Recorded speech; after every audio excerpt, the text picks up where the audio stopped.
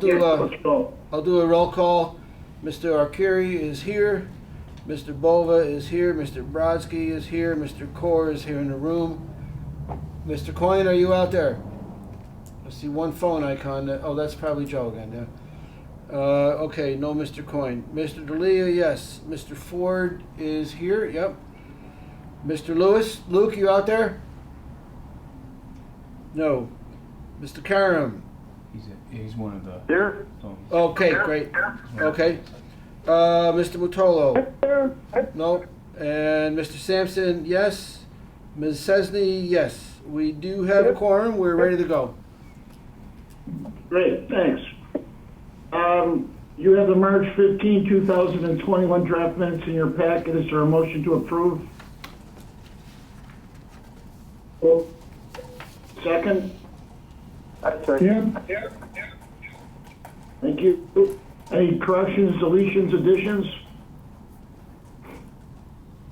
All those in favor? Aye.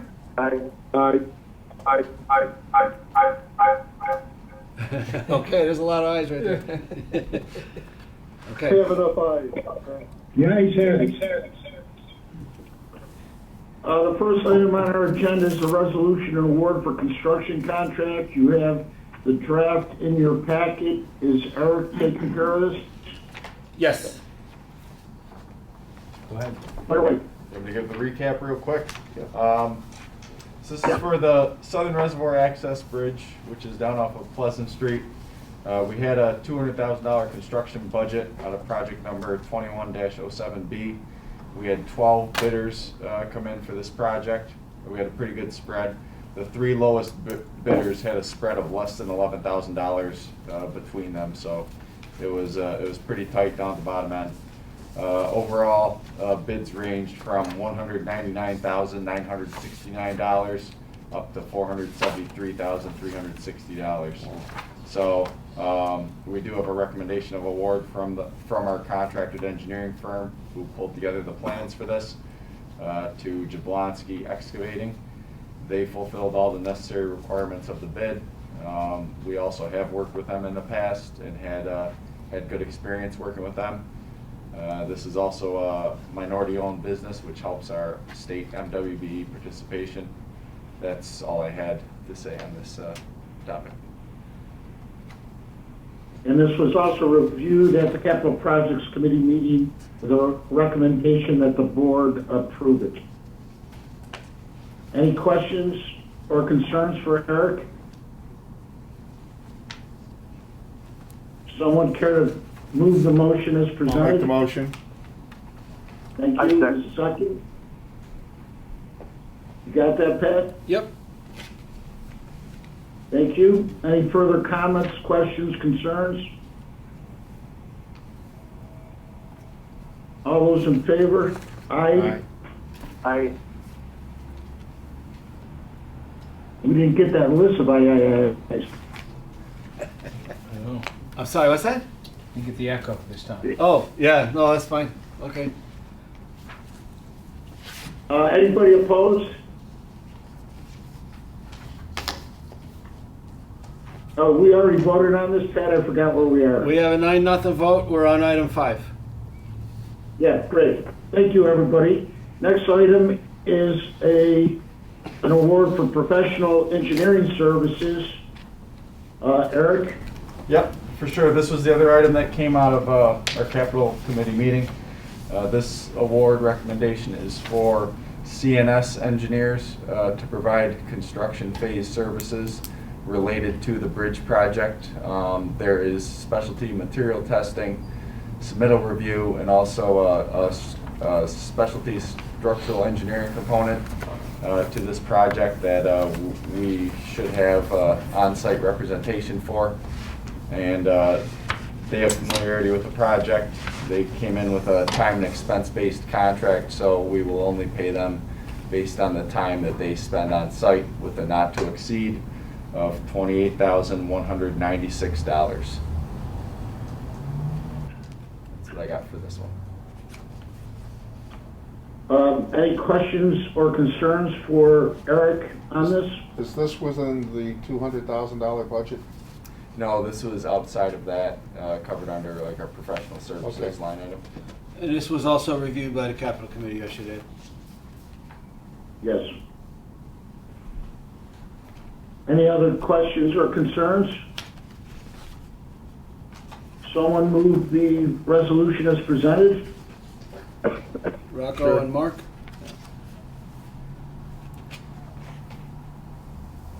All those in favor? Aye.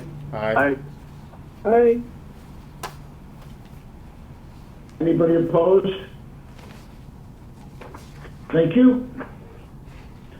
You have the first quarter investment statement ending 3/31/2021 in your packet. Do you have any comments on this, Jim?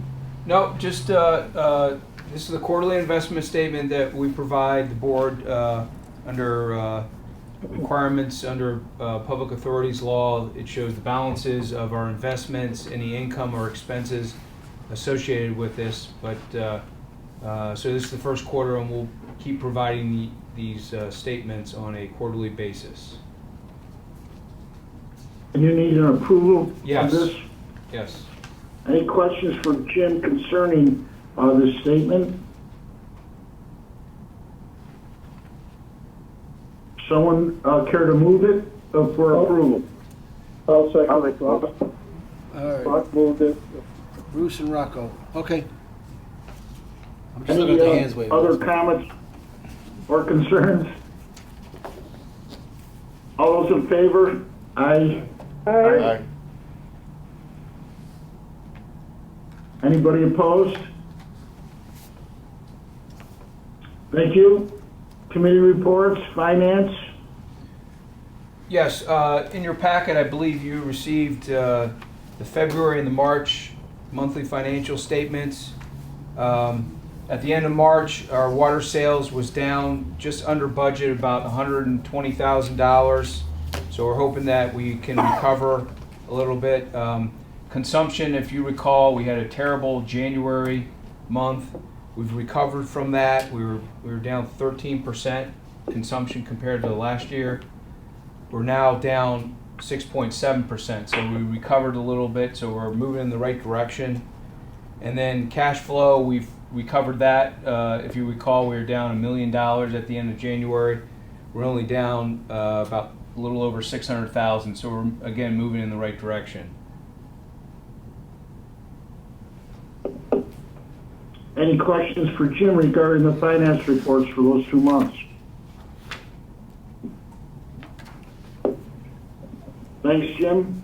Wasn't there a finance committee meeting which I was not able to attend? There was. Rocco, do you want to make Yes. some comments? Well, we did have it, and we talked about some of these delinquent accounts, and and to be honest with you, I'm trying. I apologize, but I'm like on 2 meetings I've got, and I just got distracted here. I've got another one right here, but Jim, can you take it from here? Just as Yeah. Well, If Sue was around, we would have had some minutes on it. I just want to. No, Yeah, no, I know, but I got this other one that I've got to That's fine, it's scheduled Rocco. at the same time, and I didn't want to miss this meeting. Yep. I think the main takeaway was that we were concerned about revenues, we were concerned about delinquencies, the ability to collect revenues, some restrictions that may be imposed by the state as far as our ability to turn off accounts, etc. What came out of that meeting was a lot of questions, not a lot of answers, but those questions have been forwarded to our general counsel attorney, Ken Bobrow, who is working on them now. And the plan is that once Ken has some substantive information, we will meet with him first at the staff level to make sure that our current procedures are proper based on his findings, and then secondly, see what options we might be able to offer to the board, and at which point we will then have a follow-up finance committee meeting to hear straight from Ken what the legal options are on various approaches, and come up with an overall game plan to make sure that we're protecting our revenue stream properly. Does that sum it up, Bruce, you think? Okay. That's a nice summary by yes, myself. it does. Good job, Jim. Yeah. All right. Um, Any questions for Pat regarding that? Ellis, I just wanted to mention that I believe everyone received the annual financial statement, the audit report, and we're going to get together. Yep, Bruce is showing it. We're going to get together an audit committee meeting where the auditors come in and they present the financial statements and go over any things that are in that pretty good book that you have. But it went very smoothly this year, and there's a couple things in there we'll go over at that time and make everybody aware of going forward. And it's always a very exciting meeting, too. Yes, it is. Yes, it is. That gets us to you, Pat, our executive director's report. All right, great. Well, first thing I want to point out is that if you're seeing a stranger amongst you on the screen, John, why don't you raise your hand real quick and just wave. John Corcoran has joined us virtually for the meeting. John is our labor attorney from Hancock Estabrook.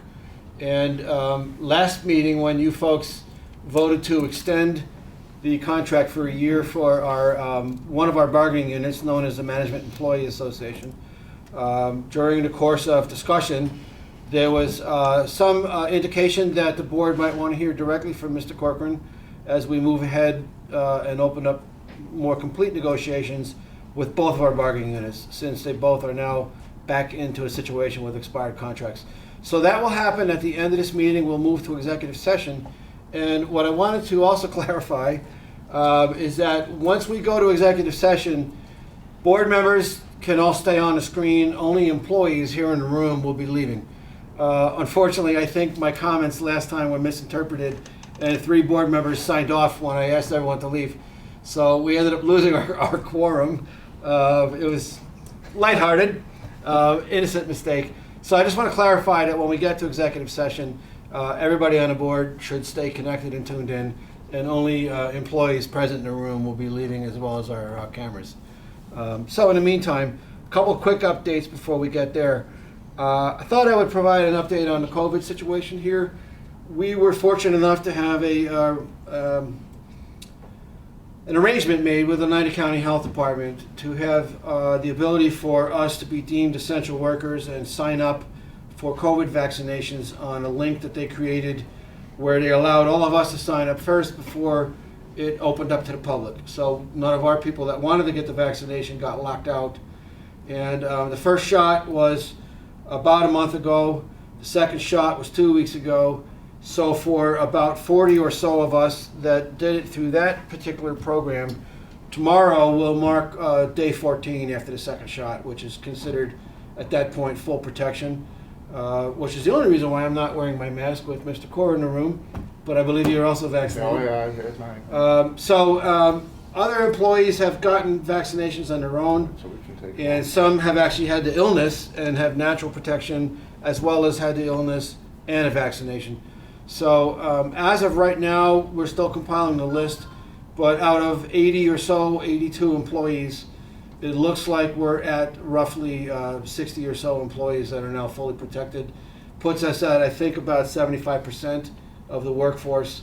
So what we're going to be doing in the middle of this week is looking at the COVID restrictions that we have here in our office space, as far as mandatory masks away from your desk and stuff, and reviewing all that and beginning to loosen things up a little bit in ways that will still protect those that are not vaccinated. The work crews out in the field will be a little bit more difficult to deal with, because they still need to ride together in vehicles and things where they can't continue social distancing. But we're the main point is here that we're getting close to having most of the workforce and herd immunity within the company, if you want to call it that, achieved. So it's a good milestone for us. We think we're on the tail end of losing a lot of absentee time because of this illness. Hopefully that'll be, moving forward, everybody will stay healthy. Next thing I want to mention is that I'm sorry, go ahead. Has there been discussion about making it mandatory for the authorities? I'm sorry, for what? for the authority, for employees? Has there been a discussion? Oh, about mandatory vaccines. mandatory vaccine? Not yet. I didn't want to impose that on everybody right out the bat because some people had various reasons why they weren't going to get it. Some it was a matter of timing. They want to coordinate with family members. Others couldn't get it because they had had the illness and you have to wait 90 days till you recover. So what I thought I would do is give it a little bit more time and see where we're at in the course of the next few weeks. And if we find that it's a real hindrance having some that are not vaccinated, then we can discuss whether we want to mandate that. And John Corcoran, as our labor attorney, I'm sure would be able to give us some pretty good advice on how we might want to go about doing that. I have not mandated it at this point. I would be, I mean, we are, to a large degree, a customer-facing organization. Yeah. And I would be interested in what the other water authorities in the state are doing. If someone could do a mailing or request for policies on whether or not, what their policies are with respect to it, it would be nice to know what others similar to us are doing, rather than just anecdotal. I'd like to have the board have some information. This is a policy situation that has legal implications, it has labor implications, but I think we also need information and data to be effective in this. I have a similar concern about the flu shot, but I would really be interested in having the board hear what others like us are doing in the state. Yeah, and I think that data is available through AWWA. We should be able to get a pretty good idea of what's happening throughout the rest of the industry. I've seen a lot of notices and bulletins on it. Right now, we just chose not to make it mandatory. That would be a policy decision that would come to the board.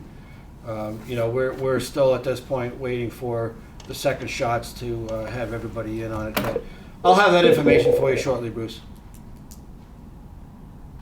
Okay, so next item I was going to mention is that our workers' comp carrier, that we are covered by an organization called PERMA, Public Employer Risk Management Association. It's a group of municipal entities that are all in a consortium, is branching out to getting into some new services. They called me a few weeks back and said that they want to begin offering for public sector clients the ability to have very careful security training done and active shooter training and a whole variety of things.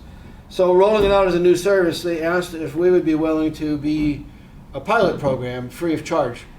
And so we agreed and had a nice conference call with them last week. They're going to be coming in very shortly and reviewing from top to bottom a whole range of security issues, training issues, things of that nature. So I think it's going to be just another layer of employee awareness, procedures, maybe a set of eyes looking at some of the things we've already done without getting too deeply into our cybersecurity issues, which are still moving ahead. I know, Bruce, you had recommended that we do an update for the board. I just didn't want to complicate tonight's meeting with the executive session going on with the labor attorney. But we'll have that for you shortly as well. But in case anybody's wondering and you're hearing about some of these cyber attacks that are happening all over the world, but here in the United States, we're aware of all that. We're getting bulletins from the Water Sector Information Sharing Center, and we believe very strongly that all the steps we're taking with this $2.5 million upgrade through Brock is certainly going to pay very good dividends on tightening our security and making us much less vulnerable to those kinds of things. We'll have a full update for you soon on that one, Bruce, and for the rest of the board. Next thing I want to mention is that our underwriters from our last bond issue last summer, Raymond James, our new underwriters after an RFP process, did a great job moving our $15.2 million bond issue to market, and they are doing a full symposium for Raymond James clients and prospective clients, and asked me if I would do a brief presentation on green bond issues. We did designate some of our bonds last year as green bonds because of the purpose of it, and also our 2015 or 16 bonds rather were designated as green bonds as well. And the reason why they asked us is because you may or may not recall we were the first issuer in the United States to obtain a green bond rating, and that came from Moody's Investor Service, and we were the first official green bond rating in the United States, which is a pretty interesting thing to talk about. So they've asked us to participate, and I'll be doing that this Thursday. So I just thought I'd mention it. We continue to get our name out there and recognition from people in all sectors. Never a bad thing. Brock is also doing a user group webinar symposium and has asked us to participate in that as well. So we'll be doing that without giving away too many specific details. It is invitation only for Brock clients, but we'll avoid getting into too much detail about the specifications of what it is we're putting in place and the specific materials. But again, the Water Authority, whether it's our water quality department, our accounting department, IT now, and others, continue to be, I think, at the forefront of a lot of research, and we're certainly viewed upon by many people as being on the forward edge of things. So I just thought I would share that with you. The audit is complete, as Jim mentioned. We'll be coordinating to have a presentation done for that. Last thing I'll mention is that New York State mandated that we produce what they're calling a pandemic emergency response plan, which is essentially at this point memorializing pretty much everything we've done already over the past year on how we would isolate employees and function and have staff and rotate things and prioritize functions. All of that has been mandated to be put into a plan, which we'll be submitting before the end of this week. So anyone that's interested in seeing a copy of it, we'll have that available, and we can send you, the private document. It's not, I don't think it's something we'll be posting on the website for a couple of different reasons, but if you want a copy of that, it does show how we would function in the case of another pandemic such as the one we're going through now. And that'll be submitted to the state. So that's all I have for now, unless there's any questions. Otherwise, as I mentioned earlier, don't go away as we head into executive session. Any questions for Pat? Any old business? Any new business? We need a motion to go into executive session regarding personnel matters and contract negotiations with our attorney. Okay. I'll make the motion. Yep. All right. You got him, Pat? Yep. All those in favor? Aye. Aye. Aye.